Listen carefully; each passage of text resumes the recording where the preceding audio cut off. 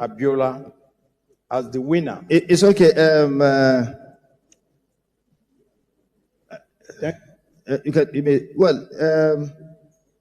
Well, the leader said he has a point of order. I don't know on this. In any case, Senator Abaribe approached me this morning and told me he has this matter that he wanted to bring forward. And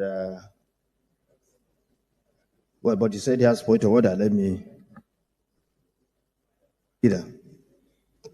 Thank you, Mr. President, and my most distinguished colleagues. My point of order is pursuant to Order 41, Sub 3 of our rules. And with your permission, sir, I will read. 41.3. A senator moving a motion under combined orders 41 and 51 shall ensure that copies of the motion are available for all senators when approval to move the motion is granted. This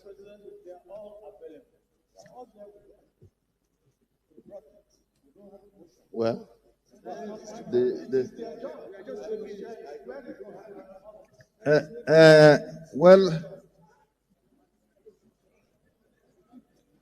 okay.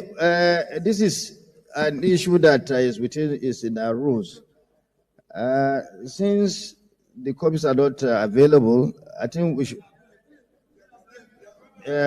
stop until they are given. I don't want to go. Let's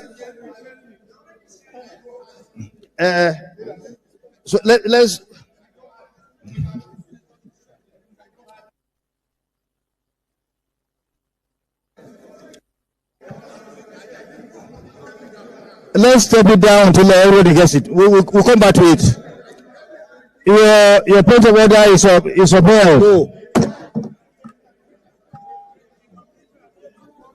The leader said it.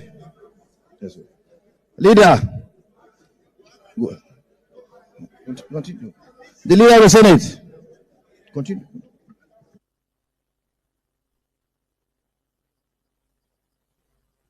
No, we are not running away from. Let's until the copies are ready, so I can continue.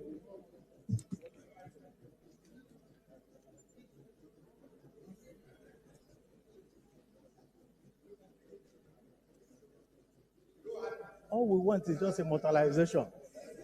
We have it now.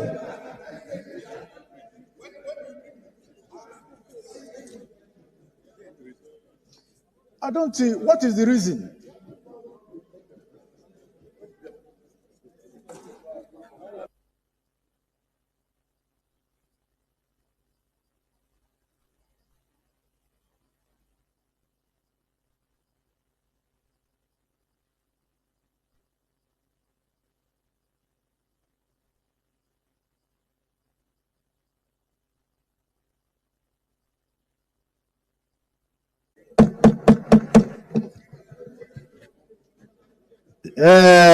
My distinguished colleagues, of course, this motion is very, very controversial. But we're in a democracy. We allow our colleagues to table their views, and it's left for the Senate to decide on what to be done on such views. Others see him as someone. Anyway, you move your motion. Okay, my colleagues, can you please listen? Can you please listen? Now it's up to you. I'll put the question and I'll walk in line with whatever you decide. Of course, it's a bit controversial. Some see him as someone who truncated June 12. Some see him as a hero of June 12. So it's up to you. We'll put the question. Those in favor that this motion. The man they are talking about is Humphrey Nwosu. You probably should recognize his face. Yeah, that's him. And that was the most recent picture of him. And that in itself is like, about 20 years ago, that picture, I think. So the argument continued where Abaribe suspected that whatever it is that Okoyewo Banwadele was trying to possibly, whatever power he was wielding, is not different from what Natasha is accusing them of. Wielding their influence within, within the Senate, using their rules to gag people, and making their rules, they call it Senate rules, more powerful than the supposed constitution, their own constitution. So this is what prompted this second stage of fight. This time, it was a little bit louder. Watch this. At a certain point, under Order 38, it's absolutely wrong. Look, we have been managing this Senate for some time, and at no time has this particular kind of thing come in to deny members an opportunity to raise points of order and also to expect personal opinions and personal matters not to be raised under Order 10 is to truncate the independence of senators and to not allow them to interject in the proceedings of the Senate to raise issues that are very fundamental to them and their constituencies. Therefore, I think, with all the due respect, the position that is advocated by our distinguished Senate leader is not correct. Thank you. So, thank you very much. Let me read the order again, please. Unless the Senate otherwise directs, the business of each sitting day shall be transacted in the following order. And all is stated here. We need to be just. And if we are to be just, clearly what the Senate leader said is the right thing. It is our rule. If the Senate so decides, of course, through votes, then this order can may be changed, and bring some other things. But as far as I know, as a presiding officer, this is very clear that we have gone past through the stage that personal explanation can come in. So your point of order is upheld.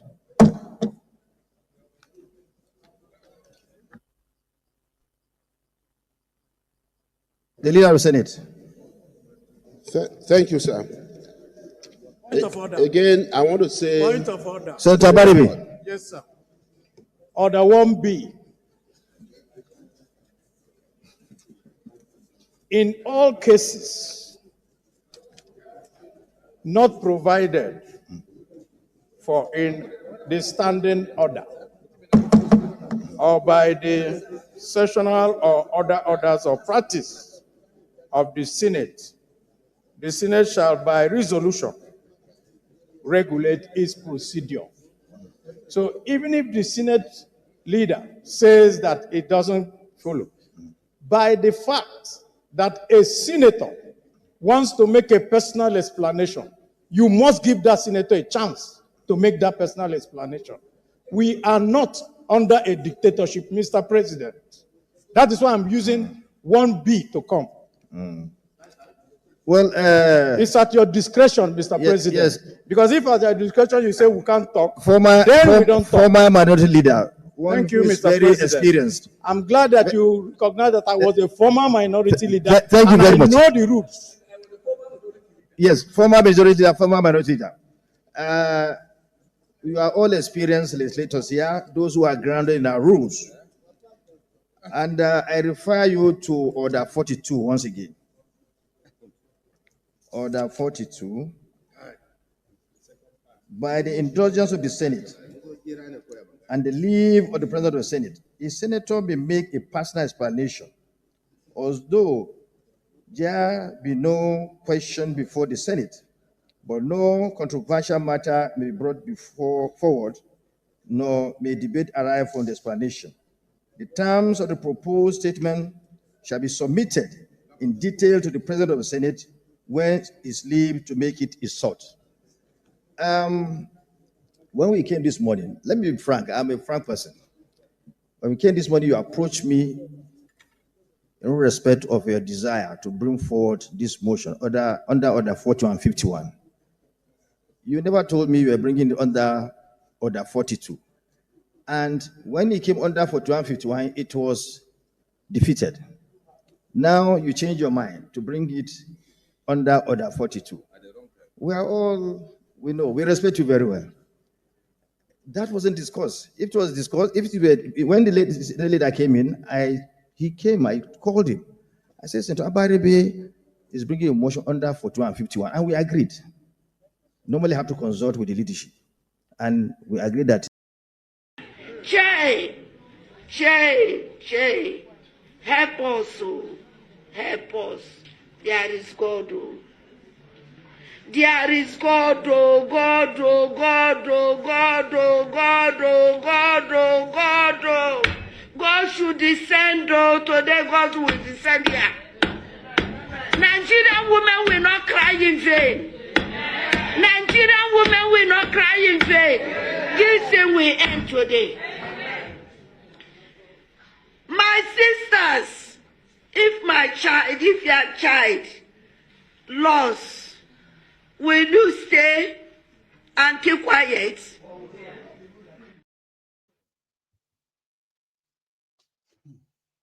Yeah, among all the problems facing the contraption, here is what they spent their Wednesday morning, a part of their Wednesday afternoon on, to accept a bill, right, that immortalizes a former NEC chairman or not. So at the end of the day, it didn't fly. It didn't.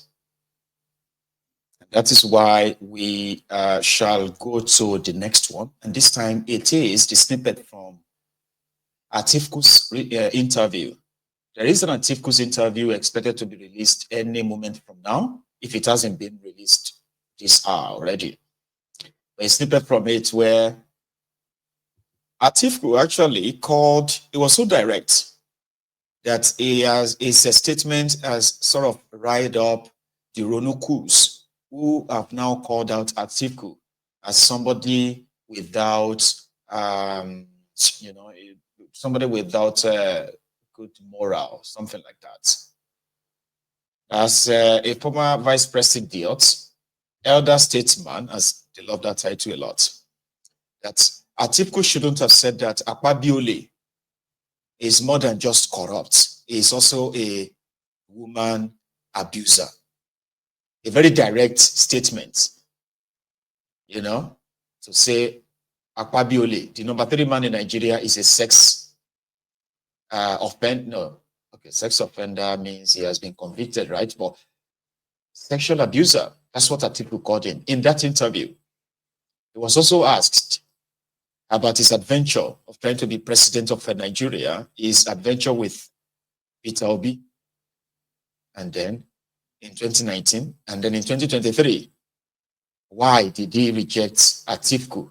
I'm sorry, why did he reject Wike rather as his vice president? So he told his story in this short clip. He said he never regret. He doesn't regret, right, that he didn't pick on Wike. And Wike has responded as well by saying, "That's fine.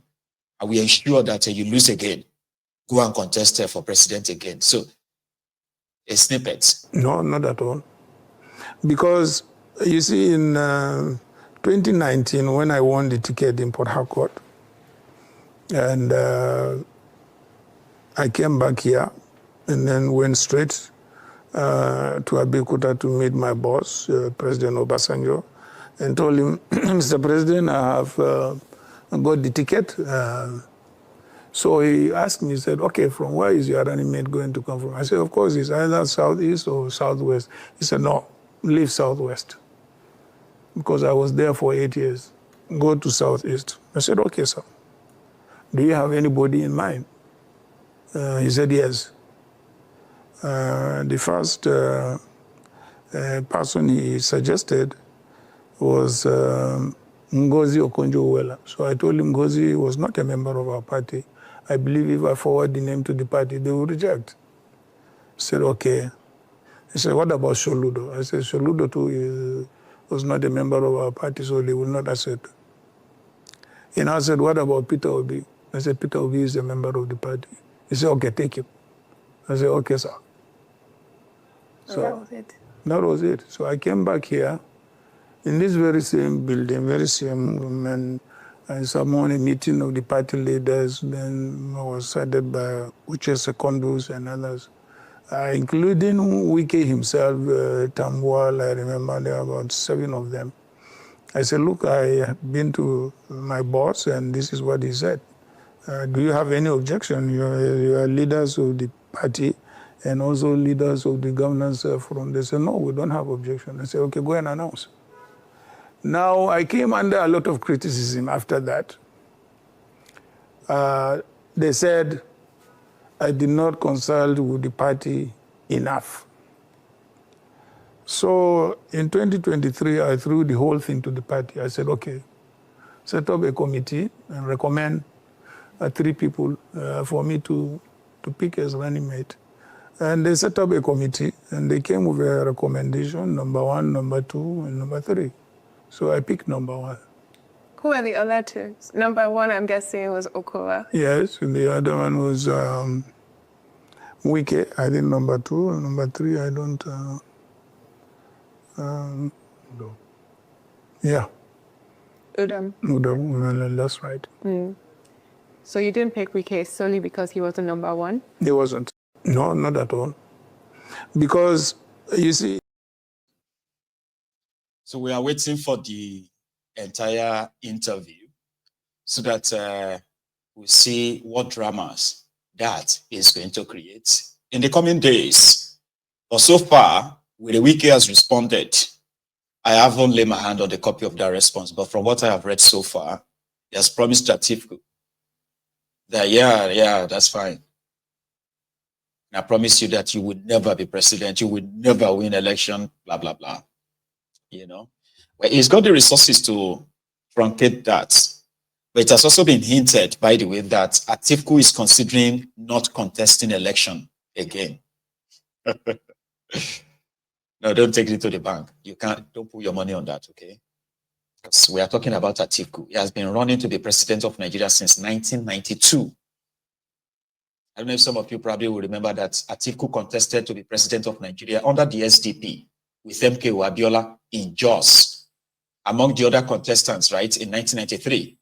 Was that September, right? September 1992 or so. Was it September or December? In Jos, where they had a convention, SDP convention, that MK Abiola became their presidential candidate. Atiku was in that race.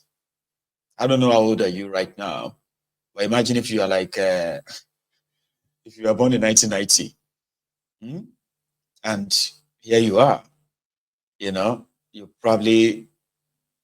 are changing your DP. If you are an Atikuluta, by the way, you're changing your DP to this Atiku Abubakar to be your president someday. So he's now saying again, I haven't gotten a copy of that. So I believe that his new interview is expected, which is already generating some comments, by the way. So I'm waiting for the full copy, then you know me now. I'll bring you some highlights from that. But so far, so good. With Wike, Atiku said he has no regrets. No regrets. I just chose one of the people recommended for me by the, And you remember how many hours Wike had to stay at the presidential wing, VIP section of Abuja International Airport on the day he was waiting for a call that Atiku was going to choose him, and Atiku ended up choosing Okowa, and Wike became incurable mad dog since then. Anyway, we shall, like I said, wait for more. In Rivers State, right, there's been reports of, shootings, bombings, as much as some are doing their best to also report the incident or not report it at all, right? So we've also seen the young people or the youth, Ijaw youth, they are called, who have also staged a protest by carrying a coffin, with the weakest coffin, my dear. Here is that part where they had the shoppers flying, gunshots heard,